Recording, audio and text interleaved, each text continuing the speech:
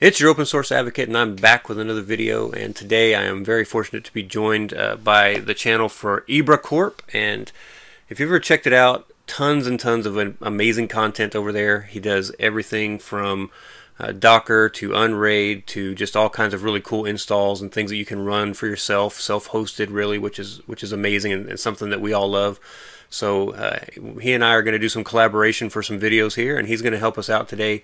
We're going to set up let's see, Sonarr, Radarr, and Jackett all together here. We're going to use Portainer for that. So I'm going to let him give a little introduction of himself as well.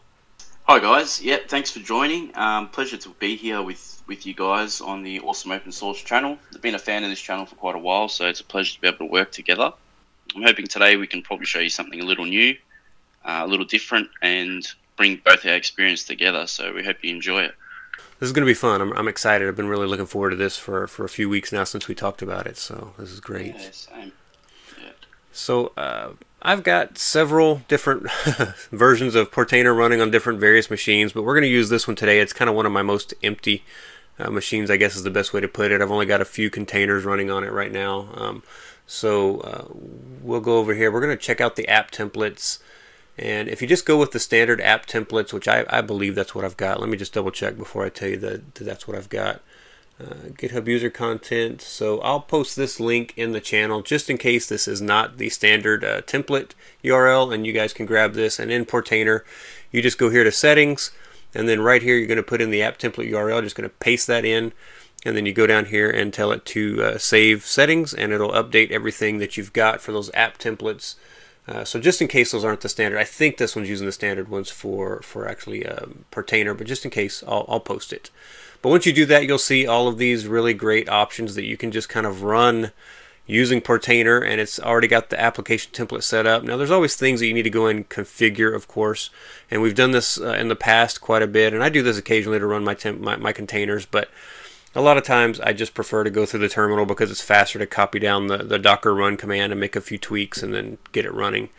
But I like the GUI here, and it's really easy to get stuff up and running, so that's kind of the way we're going to go today. All right, Rami, where would I start here? Because you did this not too long ago over on your channel, so I do want to mention that if anybody is interested in seeing Rami go through this specifically at the IBRACORP channel, you can go check out that video, and he does this all the way through, and he uses Unraid to set it up, but I feel like it's going to be pretty similar because they're both GUI-based applications where we're setting up Docker containers. Yeah, pretty much. You know, it doesn't matter on the interface. The application itself is still the same, so all the settings, especially using Docker, thankfully, should be pretty easy to translate. So let's see. Did you start with Sonarr and Radarr last time? I want to say you did. Yeah, so the hierarchy would be Sonarr and Radarr are our media tools to grab the content that we want. So we'll start with those, Radarr being the movie one. Okay. So I'm just going to click on this guy. And out of the gate, it just wants to name itself Radarr, which is fine by me. I don't have anything else named that. It wants to use a network bridge. Now, you suggest setting up a specific Docker network for these things, right? Yeah, correct. I like to have things running on the same network. That way you can use their host names if you wanted to. Okay. And also just segregates it out a little bit. All right, well, we can do that. So we've got network over here. We can add a network. How's that? The R's.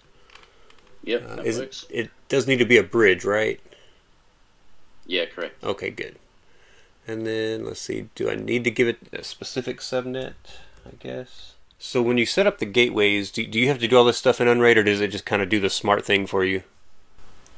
Yeah, so I'm just noticing these couple of differences. So the network, subnet, and gateway and things like that is all sort of managed by Unraid.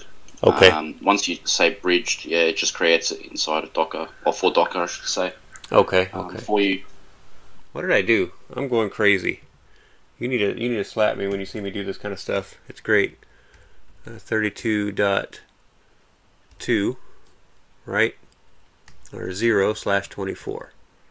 There we go. That'll give me my network that I want, right?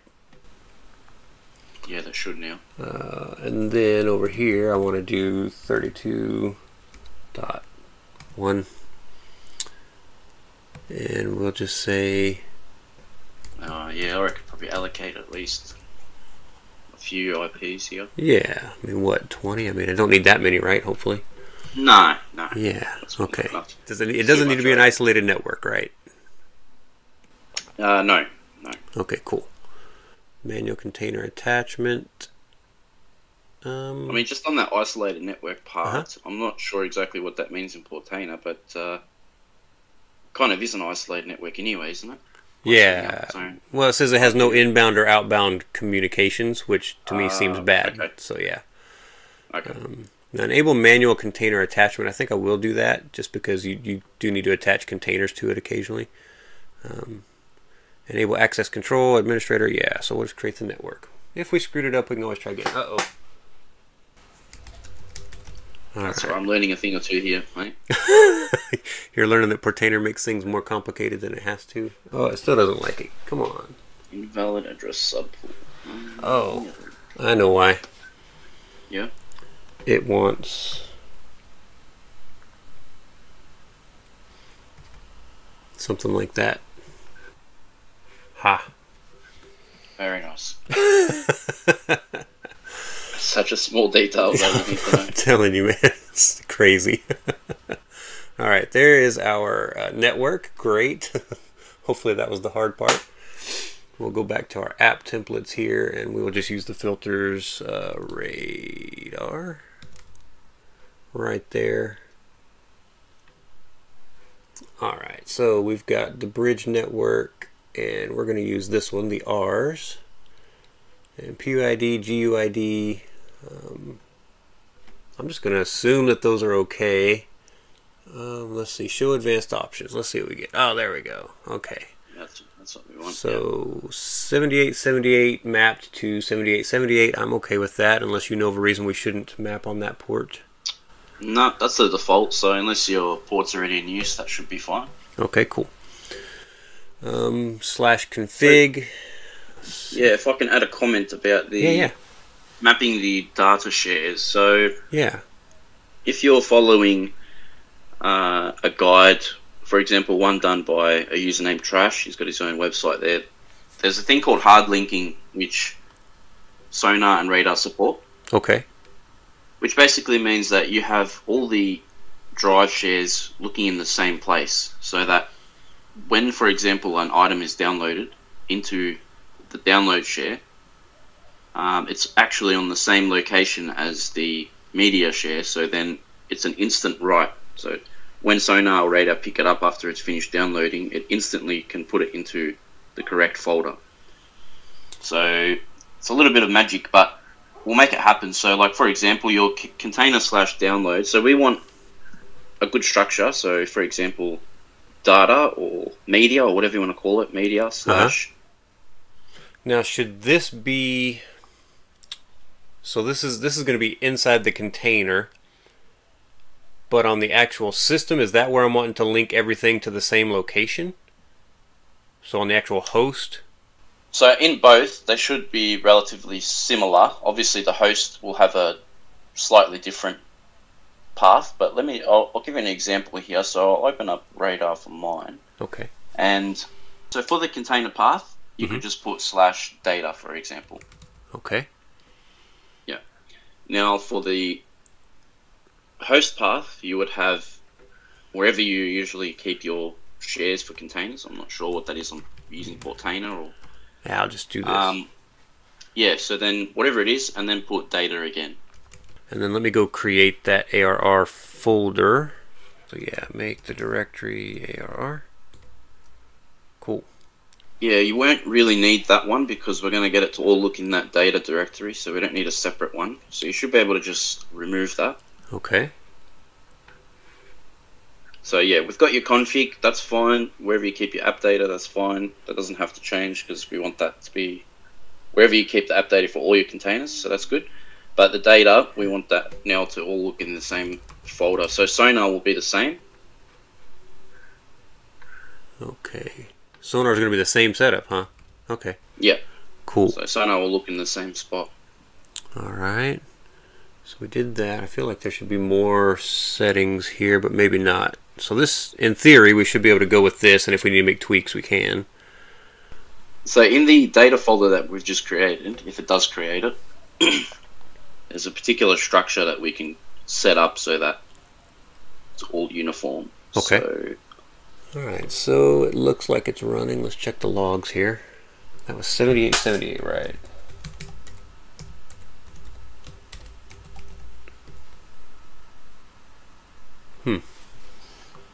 you had a... oh, semicolon.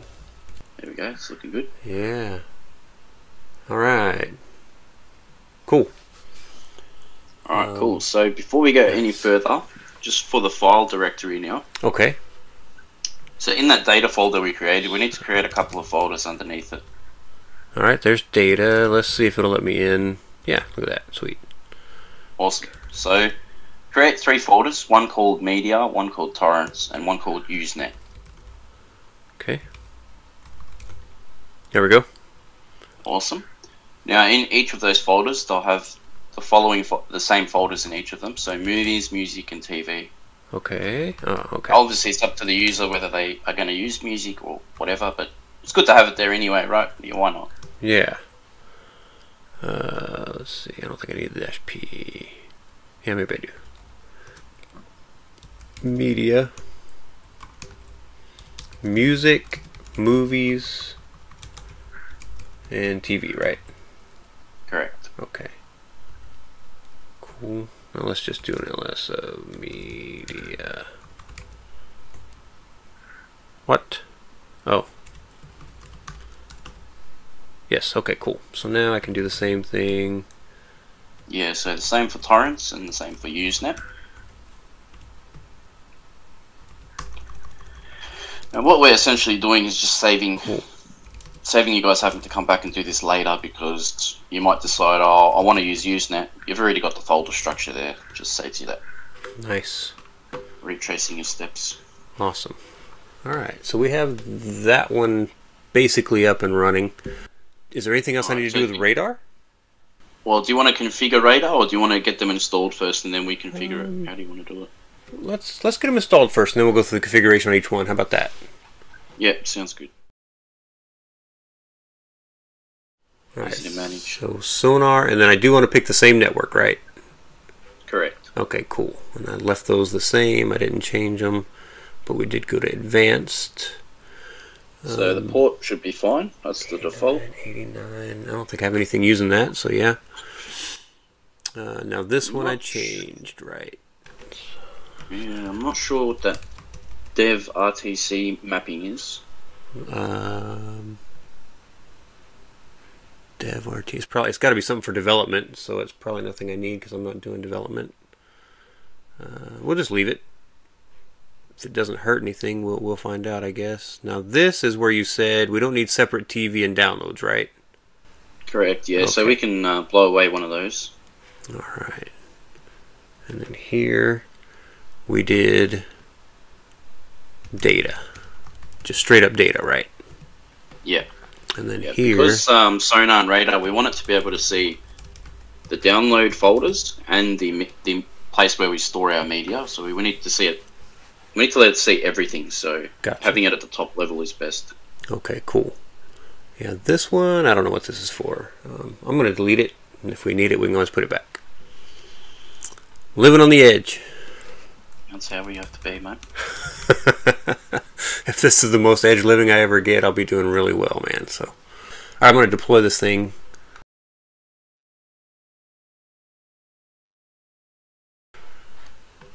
All right, Sonarr. Looks like it's there. Okay, this is 8989, right? Let's check it out.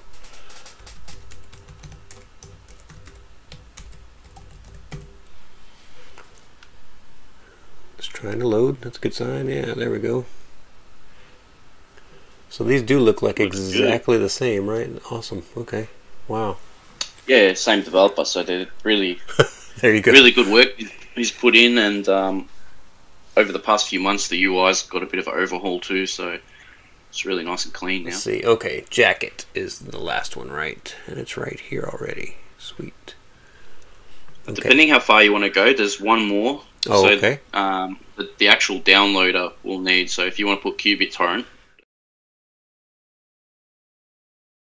if you're going to use these things, these tools, you know, for getting media, which is what they're designed for. So if you're not using them for getting media, I'd love to know what you're using them for. What you choose to do with the tools is completely up to you, but these are the tools that are available out there to help you, and you know, maybe using them to get legitimate files from somewhere as well. So absolutely. Unfortunately, torrent has a bad name because of all of the things that it is more than capable of doing, but it is definitely also something that I use to download pretty much every Linux distro that I try out or test or mess with or run all the time. You know, it's something that I use for software. It's something that I used when I was doing my physics education and working at CERN and everywhere else. So they're not inherently bad. They're just, you know, they can definitely be used for things that are not as legal as other things. So yeah. Exactly. All right, so we've got Jackett. I'm going to assume that config is okay, other than I need to tell it where to put that. And then the same thing down here, right? Data again, so correct? For Jackett, you keep it in the same /data, and then host path data as well. Yep. Just had to double check that. Cool. Yeah. Yeah. So I just set this one to the same host path that I've been setting the files with the app data in it, and then the data file, same thing here. So if I've not mistyped something, everything there should be the same. All right. Gonna deploy that one.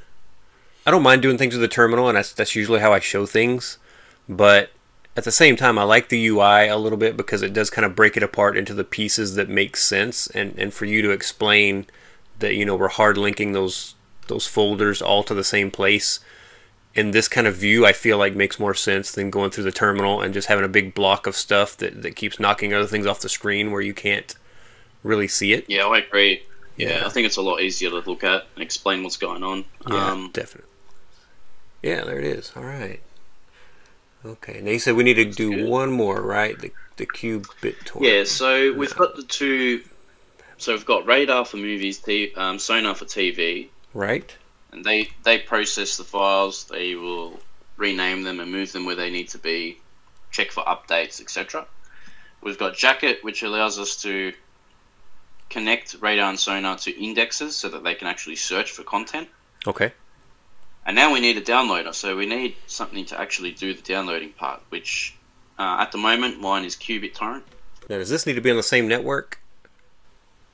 Yes. Okay, good. And then on our advanced, so it's got a few ports here.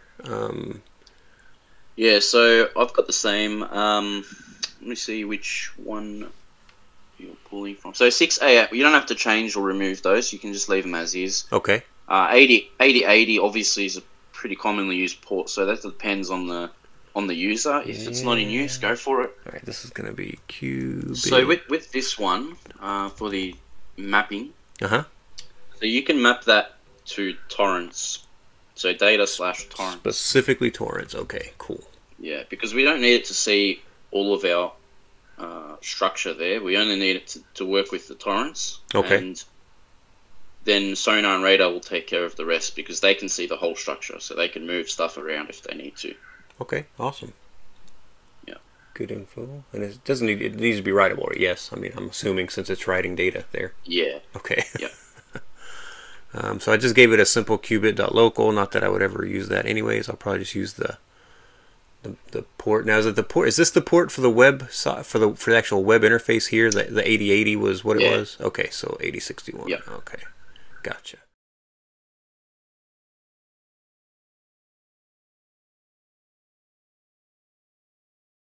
There it is. Yep. So it came back up once I did that. So 8080 seems to work. We're going to stick with it because we've spent enough time on that. All right. So we've got all of those things set up, and we need to do a little configuration. Yes. Yeah. So we've got them installed. Now we actually need to configure them. Okay. So let's start with. All right. Let's start with QBittorrent. Head over to QBittorrent. Okay. Now, is there a default, or do I need to create an account? Admin and then admin. Ah, I remember you said that. And when you said it on your video, I thought, now did he say admin, or did he say admin and admin, like the two separate fields? Yeah, there we go. Okay, so it is admin, beautiful. and then admin. You know what? Let me log back out. So I'm going to enable this little tool right here. So now, in theory, when I type, there we go, admin. Ah, I like that. And so the password, even though it's masked up above, is this. So that's your default password. All right, beautiful. So we're in QBittorrent now. So this is a very familiar looking interface, which is good. Yeah, so anyone that's used the torrent application will be pretty familiar with it at this point. We're going to stick with the default UI for the moment. Yeah. So otherwise, it's an extra step. All right, so head into options. Okay. Tools and options. Got it. All right. Now, the default save path, which is just under saving management there, in that same pane you're in. Oh, right here. Yeah. A little lower, under the default save path. Default it says save /downloads at the moment. Right here. Yes. Okay. So we want to change that to /data/torrents, and that's to match what we've mapped in the container for QBittorrent. Awesome. Okay. Now, we don't need to enable an incomplete thing or anything like that, so we can just leave it as that for now. Okay. Is that right? Okay, cool. Okay, yeah. So that's But why we have they're those gonna handle applications. that. So all we want this to do is just get the torrent, put it onto that share, Right. and we'll let Sonarr and Radarr handle the rest because they can do the hard linking. So Okay, cool. Awesome. we don't want to overburden the poor QBittorrent.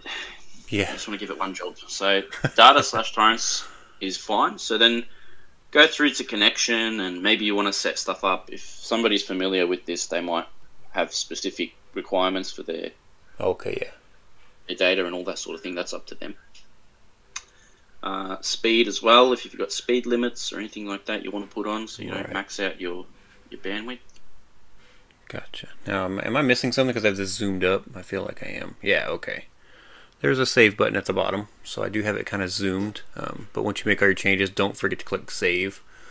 I don't really need to change any save of at this the end stuff. because I've noticed it closes the window when you click save, which is just annoying. Good tip. So yeah, just save at the end when you're done. Okay, cool. In the web UI, so one of the first things you'll probably need to do is under web UI is just change the default password. So under authentication there. Right here. Yeah. So that should be about it for this. So you can go ahead and click save. Okay. And save. Still don't save. There we go. Okay. Cool. Now there is also one more step which in the default UI looks a little different. So under categories there, which is on the left. Under categories, yep. So we want to add a category. So right click. Nope. All. Right click. All. Okay. Add a category. And go add category. For the category, call it movies. And keep it all lowercase. Oh, okay. And then the save path, we want /data/torrents/movies. Okay, cool. Okay. And then add another one called TV. And it'll be the same. /data/torrents/TV. Click add. Now you're noticing a theme here with the directories, so they're all sort of looking in the same spot for everything. Yeah. Okay. And then what is music? If you wanted to, yep, go for it. Add a music one. All right, those are all and set that's up. it for now. So basically what we've set up there is the categories so that when we set them up in Sonarr and Radarr, they can set the categories as well, so then they know which files to manage and there's no clash. Okay, awesome. And where they need to be. Nice, nice. So that's pretty much done. So let's go to Jackett now. This is Jackett, and Jackett is a place where you set up all the indexes for those that don't know. And an indexer is basically a website that hosts the file or hosts the link to the file or whatever it is, and it allows you to just keep them all in one spot. Okay. So cool. if you scroll up to the top, and you go to add indexer. Add indexer.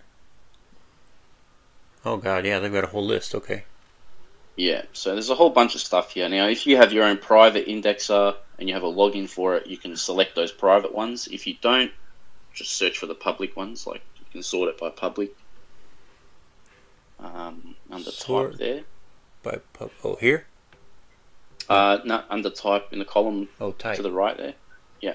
Public. Okay. And you can just say public, so that way. Gotcha. publicly accessible. Now you can also set the language in the far right column. Yeah, so alright, so here's your list basically. So every indexer might have their own rules, you know, so it's really up to you what you pick, and not everything might be 100% chance of getting everything all the time. Right. So you just have to add a few and just have, you know, ETTV seems to be a good one if you wanted to add that one. Okay. You just click the plus icon. Alright. Okay, Right, cool. now we'll just do one, but Yeah, that's in fine. reality you might want to add a fair few, because one might not hit, you might not find the file that you're looking for, Right. so it will try and search the other ones. So the more you have, the more chances you've got to get it going, Sure. in other words. Cool.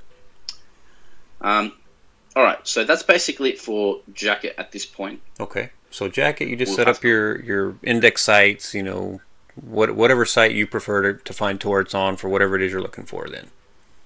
Yeah. Okay, cool. Yep. Very cool. So we'll need to pull information from Jackett later once we do that. So head back to Sonarr, Sonarr. Alright.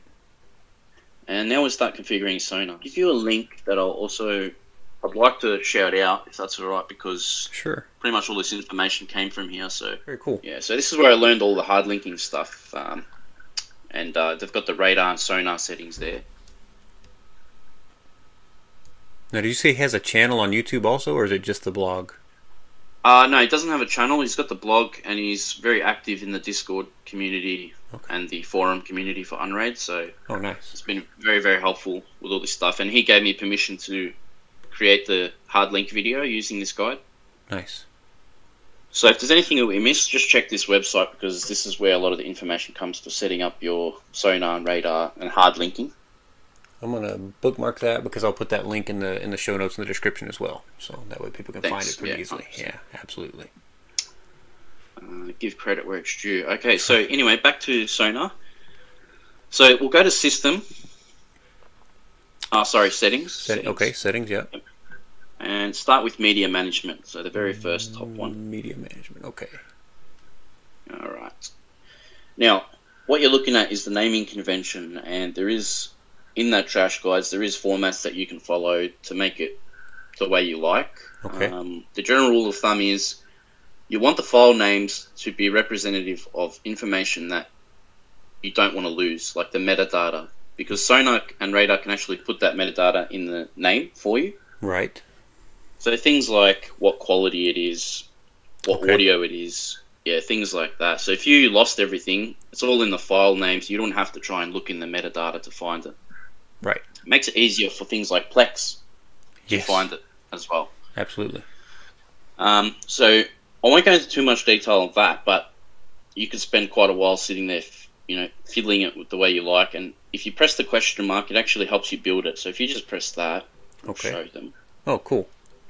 Yeah, so you can just pick stuff here and build, what you want the titles to look like. And So I wonder if this is Things how like the that. people who actually upload the torrents do this, because I thought, God, what a time-consuming thing, and they all do it exactly the same, which is great. But yeah, interesting. Okay, cool. Yeah. yeah, so you've got templates there anyway. You could just click those if you wanted to, season names, series names, Yeah. what the files look like.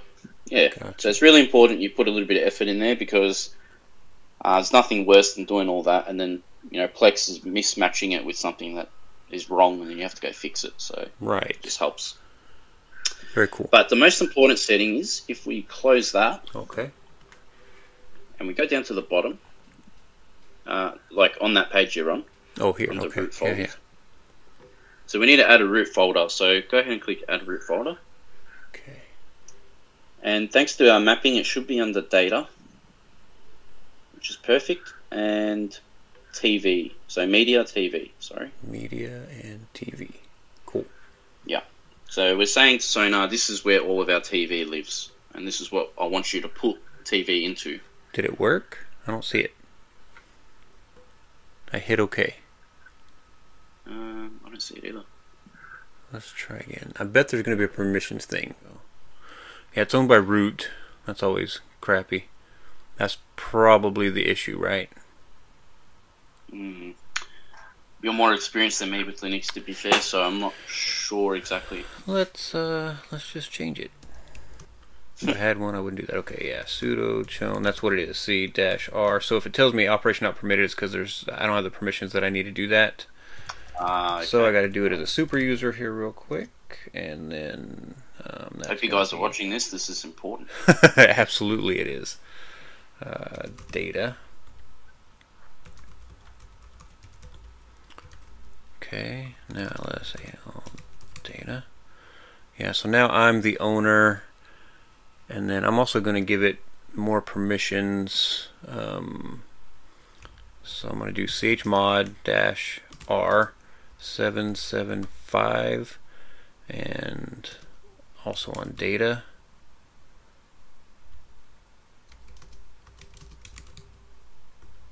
Yeah, there we go. So now this should be me and my group. I don't know if everyone needs access to write. Let's try it. Let's just see if it'll let me pick it now. Okay. So, ooh, connections. What? Did I click something different? Yeah, to go back to media management at the top there. Yeah. Okay, now data, media, TV. There it is. Okay. There we go. So, awesome. Yeah, I've got a little bit of space. I don't have a ton of space. This is a virtual machine, but I can always increase it too. That's fine. So if you scroll up, and we'll click Show Advanced again. Show Advanced. All right. And there's one more setting we need to make sure is checked. If you scroll down just slightly, I'll walk you through it 1 sec. So delete empty folders, I have checked. That's personal preference. So if there's I just try to reduce all the empty folders myself. Scroll down a little further, and use hard links instead of copy. So that's checked. So that's what we want. Sweet.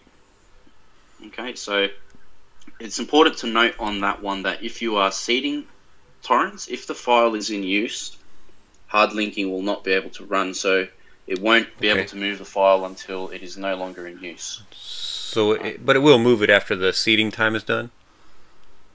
As long as it's stopped in the torrent application, it's no longer in use, then yes, it can move it. Okay. But until then, it won't do anything. So gotcha. just a little side note there that I noticed after a few comments on my last video. Yep. Profiles in the settings there as well.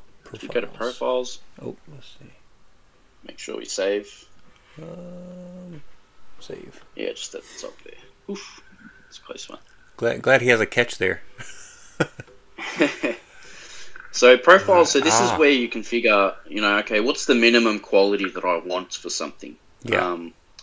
Personal preference for me, I find that with TV, I don't say okay the minimum is 1080 because you got a lot of shows that were dated before HD TV. So I find having it as a minimum as any is probably good, and then you can say okay, grab any, but then once you reach 1080. That's all I want. I don't want you to go and then grab 4K. I don't think that's necessary. Interesting. So that's what this is all about anyway. And if you scroll down... So is this saying it's going to get everything right now? Yeah, so if you click on one of them... Okay. And I'll do the same.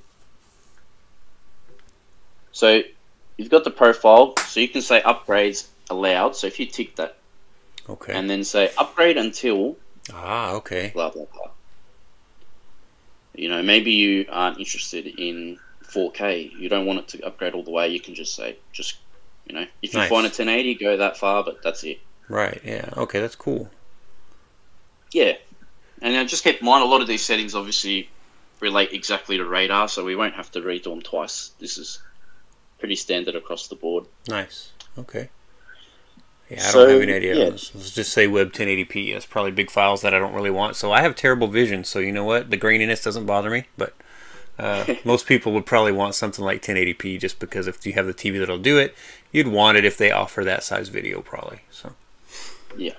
Cool. And as you can see on the right-hand side there, you've got qualities. So qualities higher in the list are more preferred. So you can rearrange that if you liked. Maybe you'd prefer 720 Blu-ray for some reason. You can do that. Nice. Okay. Very cool. Web, what is this? 2160p. Holy cow. Yeah, so that's your 4Ks. Yeah. Oh, wow. Okay, there's a bunch down here. So scroll. I didn't realize you could scroll. Yeah, scroll. SD TV, yeah, this is a little bit, I mean, like this probably for me would be more than enough 99% of the time, so yeah. Like there we go. Cool. For most people they'd probably want the higher level, higher quality stuff. But I see like, you know, I see like 30-minute TV shows that they've got like a 2 gig file and I'm sitting there going, why? Yeah, so the next part of that is the quality, and we'll get to that, and that's where the trash guides comes really in handy. So if you're done here, we can click save. Okay, cool. Scroll down a little further. I'll just show one extra thing. Okay. Now language profiles is going to be important, I imagine, for people if you're not English speaker, if you're not looking for shows that are specifically in English, I guess? Correct. Okay, cool. So you can set all sorts of different languages. You have your delay profile, so if you wanted to set that up, you could, and that just basically means delay this long before grabbing it because maybe you're trying to avoid certain quality or something like that. Ah, okay, cool, interesting. Under release profiles there, it's a pretty handy one, especially for Radarr. In here, you can say, I don't want certain, like if I don't want cam versions or camera, recorded versions. Yeah. Yeah, you could put .cam, things that are typically in the description of the files. If you're finding that for some reason you're getting a lot of Dutch movies, you can just put Dutch. I don't want Dutch. Like, I'm not interested in that. Interesting. So that's a good place to put, So you have like must contain, must not contain, so that's where you can put your restrictions and stuff, okay? Yeah. Gotcha. So it can be both inclusive and exclusive. Nice. Yeah. Indexer, okay, cool. Nice, okay, very cool. So, golly, this guy, this has like everything in it. Okay.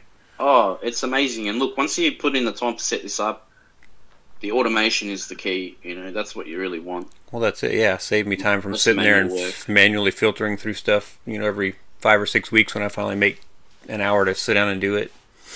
Exactly. Yeah. So, that's about it on this page. Okay, cool. Let's see. We haven't added anything in this, so we can just cancel. Cool. Okay, gonna come back to that one for sure. And that's under quality. So head into quality. Okay. Oh yeah. Now this one's an important one, and this is covered in the trash guide as well, just so you can get the screen grabs. But this is where you pretty much say, look, I want the minimum and the maximum per file size and format, that you're not grabbing the wrong stuff. If it's a 2160p movie, the minimum would be quite high because you wouldn't expect a 4K movie to be like 100 meg, Right. So as you can see, it's already kind of set up there for you, but there's a lot of fine tuning that you can do. And I really recommend that guide for that because I only just set up the other day to make sure mine was up to scratch. So yeah, once you're happy with all that, head over to indexes. Okay. And now this is where we configure what we've configured in Jackett. Okay. So go ahead and click plus and scroll down. Now, unless yours is one of these pre-templates, usually you would just go custom under TORSNAB, which is the very last one. Custom, okay. Yep. You can also check it had presets option there, but I usually just do it custom. So in custom, I like to give it the name of the indexer that's in Jackett, just so I can tell which one it is. So perfect. Yep. Okay. And the URL. So the URL is, if you copy and it says it there on the screen, but obviously that's why we're making this video. Copy the TORSNAB feed. So next to ETTV, in the line that ETTV is on. Oh, this little button doesn't do anything? No, that's just the instructions. But like up above in the indexer. Oh, okay. Row. I gotcha. In the indexer row here, right? Yep. This one. Copy TORSNAB feed. Okay. Yep. And then go back to Sonarr. Okay. And paste that in the URL. Oh, okay, sweet. So if you have a look at the URL feed, we'll just see what it's putting in there. So it's hitting the API and it's using the IP address. Right. Oh, okay, and then it's got version 2. References that indexer for you. Yeah. Okay. Nice. Okay, very cool. Yeah. So we don't need to change the API path. You can leave that. API key, go back to Jackett again. Back to Jackett. And in the very top right corner there, you've got your key. Yeah. From there. Okay. And then just click yep, and then scroll down, and then tap on categories for a second. Okay. And what it's doing is it's actually searching that particular indexer, because different indexes have different codes for their categories. So what it did just then is actually load that particular indexer. If you typically start from the top, you can just click all the TV, for example, or you can click all of them except for anime, because anime is treated as a separate thing with Sonarr. Ah, okay. Uh-oh. So untick that, for example. Sorry, I just had a power bump. Tick all of them except for anime. Okay. Alright, and then you can get out of that drop-down box. Okay. And then you've got anime categories. Ah, so okay. click on that one. And now you would pick anime for that one. Just to, yeah. Interesting. And then you've also got minimum seeders. So, you know, if you say, look, I want a minimum of 5 seeds. If it's lower than 5, don't even bother grabbing it, because chances are it's probably not going to work. So, yeah, you know, have a think about what works for you. I like 20, but I I look for stuff that's fairly new. If I was going to go back and say I want something older, I'd definitely have to change that probably. So yeah, so it's worth noting that you're seeing all these orange options because we've got show advanced in the background window there. So otherwise you wouldn't see any of this. Okay. So if you're a new user, yeah. Indexer priority is probably one of the big ones. So if you have multiple indexes, you're using Usenet, for example, maybe you want Sonarr to check one first. You can set the priority on that. So by default, they're all 25. Okay. Right in the middle. Okay. Yeah. Yeah. So from here, you can click test before you save, and it will tell you whether it gets a connection. Looks good. All right. I'm glad you're walking me through this, because my gosh, this thing is massive. I mean, this is just mate, like so I've been using this for years, so it's taken me a long time to learn all this, and obviously I'm still learning from the community, like Trash's guides. So yeah, knowledge is power, and I'm always wanting to help people get on board, because automation really just changes your life. So click save, yeah. So you can pretty much click save. It'll also do a validation when you click save. So yep, that's good. So now we've got an index, all right? That's all perfect, no worries. Minimum age is a good one to set. That's more for NZB, but it's just good to set it now. I'd say 25 minutes. Yep. And if you scroll down a little further, you've got your RSS sync interval, so that one's a good one, probably 60 minutes. You don't really need it running every 15 minutes. Yeah, so if you have multiple indexes, sometimes, instead of going through Jackett, in Jackett you can test them as well, but you can just test them in Sonarr. So we've only set up the 1, but you might have 20 by the end of this. Yeah. So it's an easy way to test them all. Very cool. So then go to download clients. That's the next one. Okay. Like, we're almost there, you know what I mean? A lot of this stuff you're not even going to end up configuring, but we're working our way there. So we've got our indexer. Now we want to set up QBittorrent, because that's going to be our downloader. So in here, there should be a template one. There it is, QBittorrent. And start filling it out, basically. Host, it's not localhost, right? No, you could put the container names, since you put them all on the same container network. So it's just, I, by habit, always put the IP and port, but everybody likes to remind me that I don't need to do that, because they're on the same. They tell me that all the time too. Don't feel like you're alone. All the time. All the time, yeah. Hey, so depending how you want to do it, that's You know what? I'm willing to try it. Let's see. If it doesn't work, I'm gonna tell them all shut up. But it'll probably work, because they don't tend to give me bad information. So let's see. Where am I going? Here we go. Portainer? Yeah, I keep trying to get. I'm going to the wrong tabs. It is. Yeah, I had to put it back to 8080, right? Yes. Yeah. Okay, just making sure. All right, cool. SSL, no. URL base, do I need that for something, for an API? No, that's only if you're setting it up with the base URL, which I don't think we're using, so that's fine. Okay. By default, it's not there. Now here I do need username. that, right? Yep. And the one that I added. Yep, and now category, you'll notice that by default it says TV-Sonarr. Yes. But we actually called it TV in QBit. So it's referring to the one that we set up in QBittorrent. Okay, okay. So this needs to be the same as what we set up in QBittorrent. And then, then, yeah, make sure you remember what password you changed to.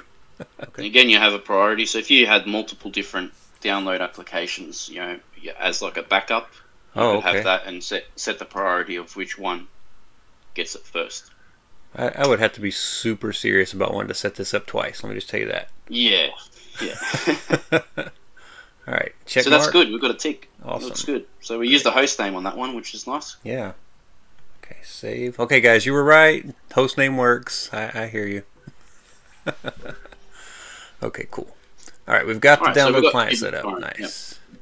Now, on the left-hand side, if you just scroll down the menu, I just want to see the. Yep.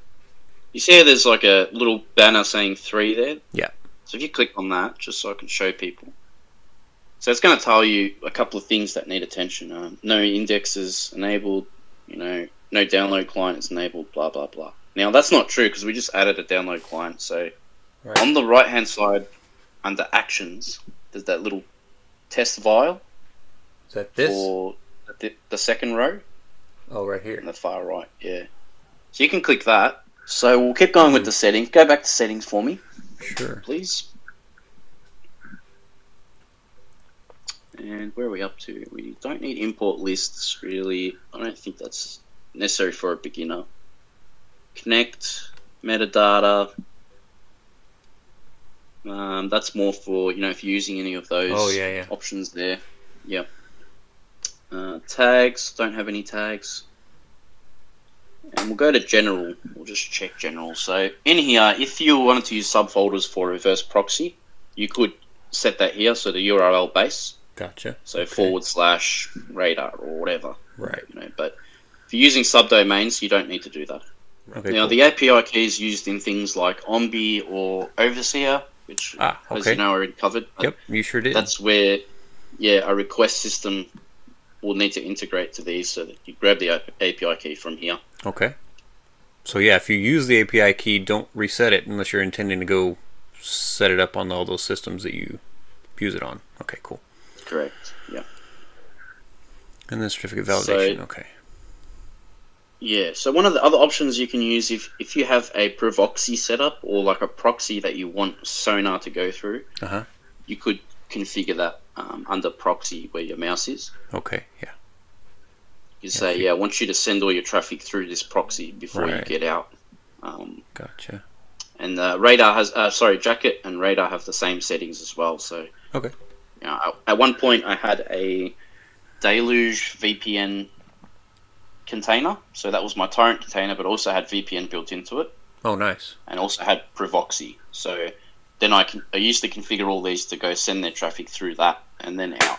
Okay, cool. So if you're one of those people that likes that sort of thing, the option's there for you.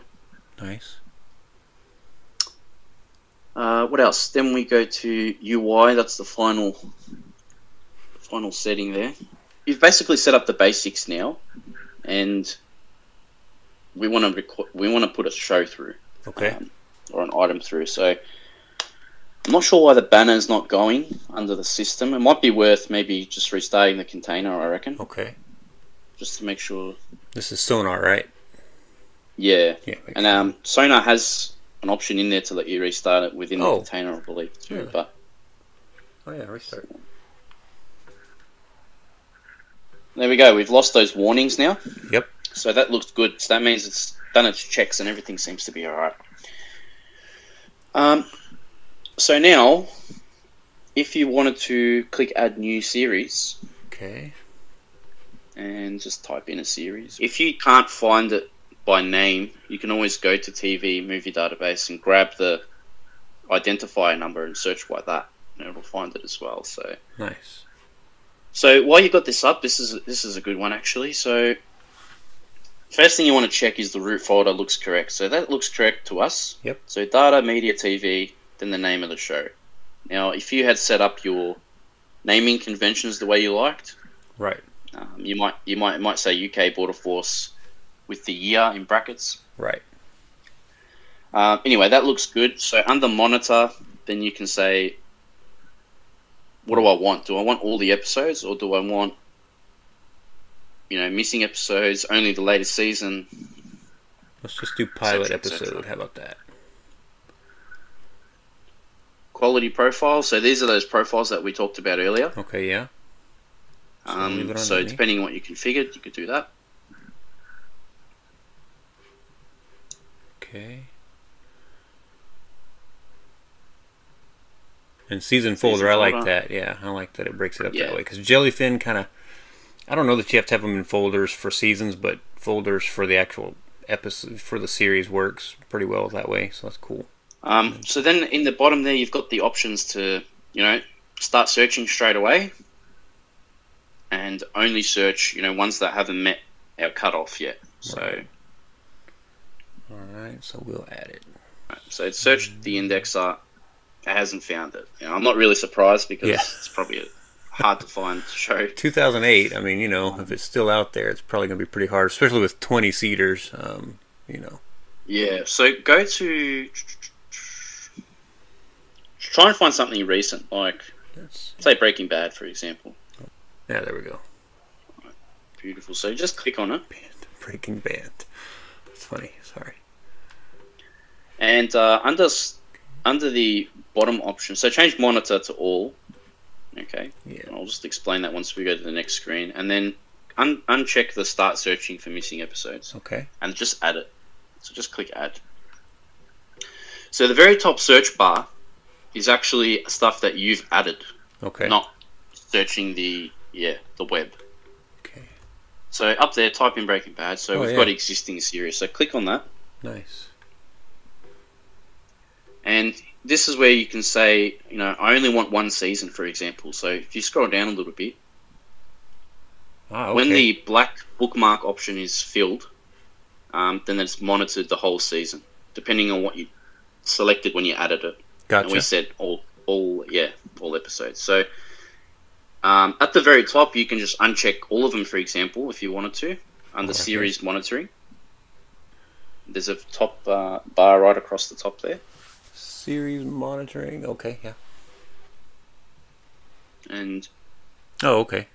Say none. Yeah, allows you to change it there as well. So you can say none, and then it's unchecked them all, but it's kept it there as an added show. So then we can go.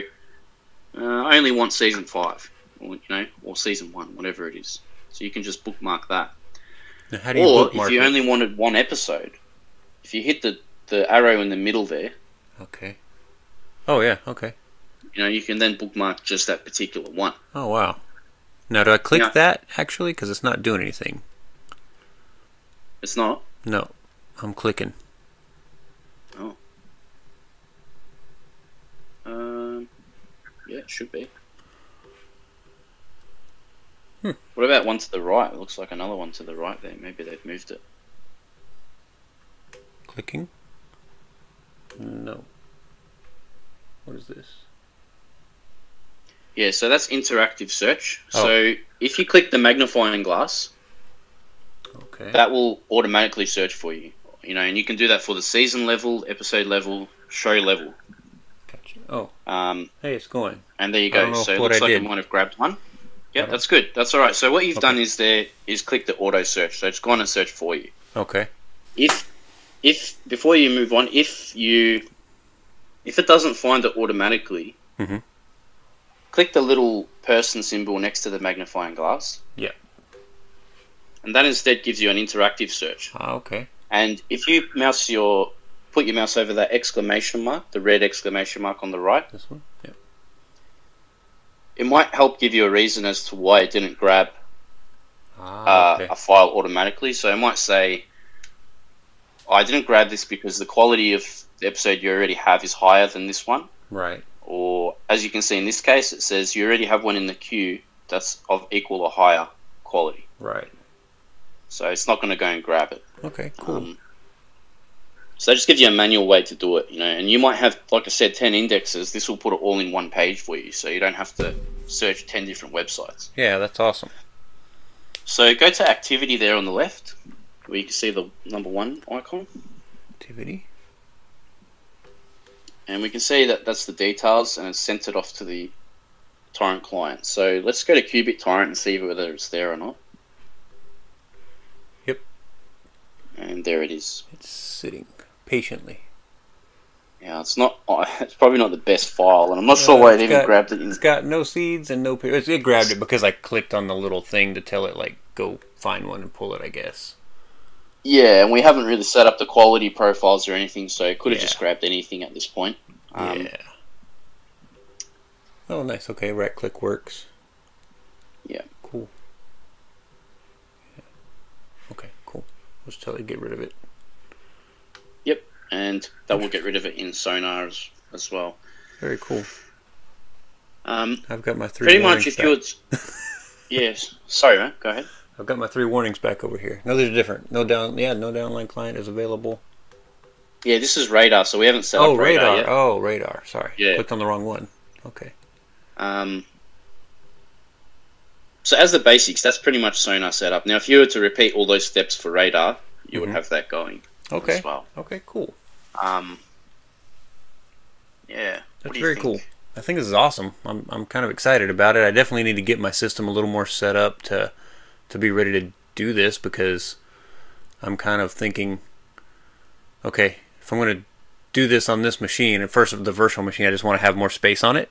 Yeah. You know, media takes up space, right? This is great. I think this is amazing. This is just such a cool setup. You know, to see that it runs in 3 different applications or 4 different applications like this, and they all talk, and you really just set them up in that Docker, that Docker container. I mean, that's awesome. I mean, just no other way to put it. I think at first it can be a little overwhelming, but like I said, the effort that you put in at first, and over time, you're going to have to keep, making small changes here and there until you refine it the way you like. But once it's at a point that you feel comfortable, it's going to save you a lot of time, because previously you had to manage all these different applications. Now, when you add a request system on top, you're even taking that part out of it, because instead of having to go separately to Radarr and Sonarr and manually search for stuff in there, the request system is going to handle all that for you. So you just got one point where you search for stuff and you just leave it and let it manage itself. Nice. Once you've got this all set up, the ability to be able to search for stuff in one interface will just make it a lot easier for you, basically. Yeah. Yeah, that's awesome. Then it helps if you've got a family where they might be asking for stuff all the time as well. You can implement that and make it easier for them as well. So helps everybody. These tools are also for managing your media. Absolutely. They're not just for getting new media. It's if you already have an existing library of DVDs, pump them all into here, rip them on your computer. You own the content. That's right. Then you put it into this application, and then it will help you manage that, that media for you. Yeah. And then you'll have it digitally in Plex. So it's not necessarily you're getting it from anywhere else anyway. It could be your own library of stuff that you've owned, and you just want a different way to enjoy it. This is the best way to do it, I think. I appreciate you really just taking the time to show me this. I know we've been on the call for a long time now, and I appreciate your family not getting upset with you about doing it either. But yeah, I mean, this has been great. Seriously, I love to do these things. I love to go through them, and this right here would have been like, seriously, I can see that you've been doing this for a long time, because this would have been easily a 6-week undertaking for me. And there's no way that I would have gotten all of the little things that you told me about on here into a video. I really want to get to the audience that if you enjoy this stuff, think about supporting the developers. Absolutely. I mean, they put this time in to do this. We might cover it, but they put all the work in, and yeah, I think it's amazing stuff. So I'll keep doing it for sure. I want to say thank you to all of my subscribers and all of my patrons over at Patreon. Seriously, you guys make this so worth it for me to do these videos every week. I really, truly enjoy it, and I just can't say thank you enough. If you're enjoying these videos, subscribe. Let YouTube know that I'm doing a good job by subscribing to the channel. Plus, you'll get notified when I have new videos coming out. And finally, if you're enjoying what I'm doing, give it a like. Just click on that thumbs up, and that way YouTube knows that you like it, and they'll pass it along to other people that might enjoy my content as well. I really appreciate it. Thank you again.